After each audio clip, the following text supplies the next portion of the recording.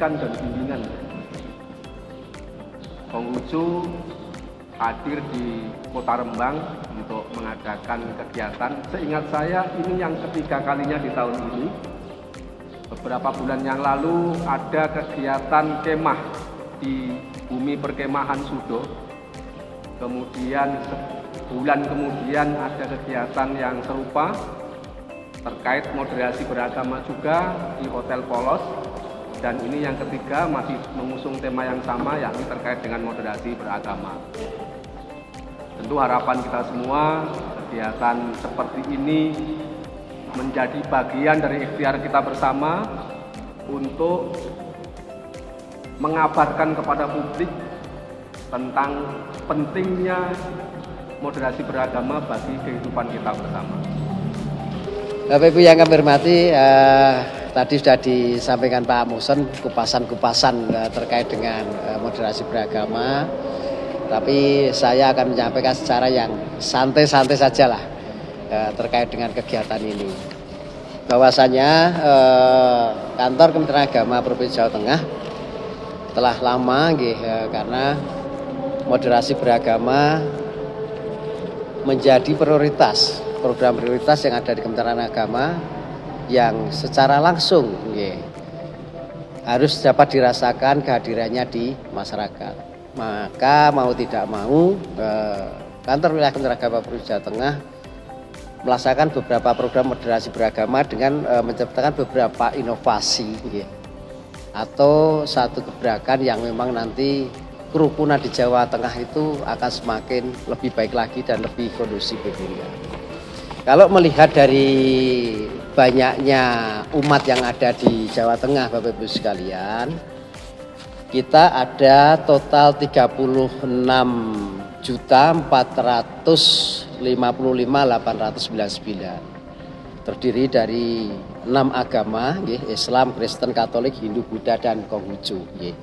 Jadi sebaran ini memang yang terbesar pada agama Islam, itu ada 97,82%, di Kristen ada 1,79%, di Katolik 0,01%, Hindu 0,19%, Buddha 0,18%, dan Konghucu 0,01%. Ini perkembangan yang bagus di Jawa Tengah. Selama ini pun kami sampaikan Pak Kapus bahwasanya iklim sejuk yang ada di Jawa Tengah ini menciptakan bagaimana kerukunan umat beragama yang ada di Jawa Tengah berjalan dengan baik dan kondusif sekali. Nah, dari itu kemarin kami juga menerima Harmony Award Pak Kapus terbanyak di Indonesia, ada 5 Harmony Award di Kota Semarang, Klaten, Jepara, termasuk dari FKUB Provinsi Jawa Tengah, termasuk juga dari pemerintah Provinsi Jawa Tengah. Alhamdulillah terkait dengan moderasi beragama tadi secara mendasar sudah dijelaskan oleh Pak Karuna dan juga Pak Olis dari sisi konsep, dari sisi implementasi dan fakta-fakta yang ada di Kabupaten Rembang tadi sudah dijelaskan cukup panjang lebar oleh beliau-beliau. Jadi saya melihat memang moderasi beragama di Kabupaten Rembang ini sangat bagus berjalan, dan ini sudah menjadi suasana batin, suasana kehidupan di Rembang. Jadi ini setidaknya saya bisa melihat dari 2 hal, Pak. Karena tadi ketika saya datang ke sini, saya masuk ke kelenteng Kokyo. Ada 2 hal yang saya sebutkan. Pertama, kelenteng Kokyo ini sebenarnya di bawah Tridharma. Jadi Tridharma ini menaungi 3 keyakinan besar, yaitu Buddha, Konghucu, dan Tao. Dan ketiga keyakinan ini hidup rukun. Tidak pernah ada kerukunan di sini, meskipun 3 keyakinan, 3 agama ini berada dalam satu agama. Itu yang pertama. Yang kedua, saya tadi ngobrol dengan Yongkong di Kelenteng, dan saya tanya agama itu Katolik. Jadi Kelenteng kecil ini dijaga oleh seorang Yongkong itu punya kelenteng. Itu yang beragama Katolik. Jadi perbedaan keyakinan ini sudah selesai jawabannya orang itu.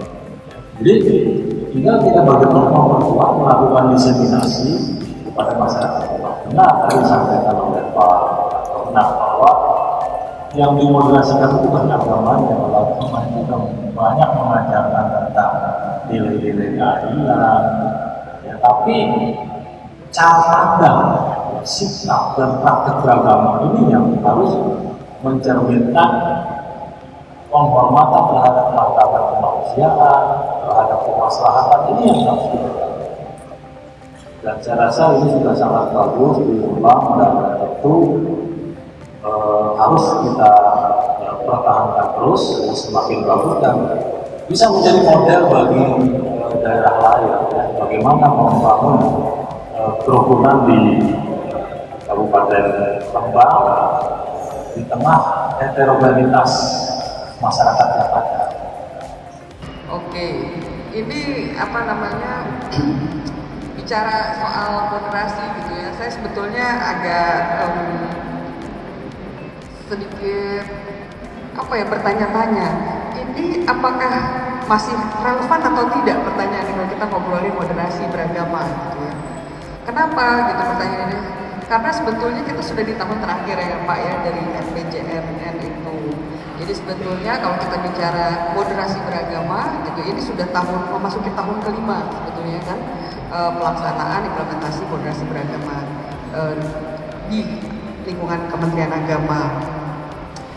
Tapi ya kalau kita berpikir lagi dan lagi, walaupun sudah 5 tahun, tapi ternyata memang masih perlu digaungkan, ya kan? Karena kalau kita bercermin dari semboyan negara kita yang Bhinneka Tunggal Ika itu, yang kita beragam tapi tetap satu.